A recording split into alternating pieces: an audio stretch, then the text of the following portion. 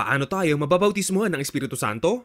Alam nating ang pagbabautismo sa tubig ay sumisimbolo sa pagtalikod ng isang tao sa kanyang mga kasalanan. Kaya ang pagbabautismo sa mga sanggol ay walang kabuluhan dahil wala pa silang muwang at wala pang kasalanang dapat talikuran. Wala pong kaso kung kayo ay nabautismuhan sa pangalan ni Jesus o sa pangalan ng Ama at ng Anak at ng Espiritu Santo dahil silang tatlo ay iisa. Ngunit alam mo bang pwede ka mabautismuhan ng Espiritu Santo kahit hindi ka pa nababautismuhan sa tubig?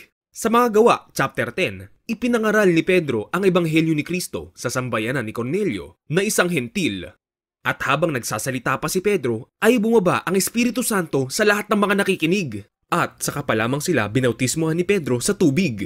Ika nga ni Pedro, pagsisihan ninyo talikuran ang inyong mga kasalanan at magpabautismo kayo sa pangalan ni Jesucristo upang kayo'y patawarin at tatanggapin ninyo ang kaloob ng Espiritu Santo.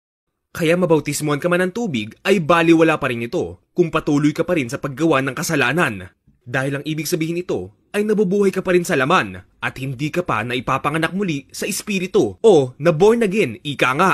Ang pagiging born again ay isang estado, hindi relihiyon at hindi porket kaanib ka sa isang born again na simbahan ay totoong na born again ka na. Kaya nga hanggat hindi ka pa ipinapanganak sa pamamagitan ng tubig at ng Espiritu ay hindi ka makakapasok sa kaharian ng Diyos.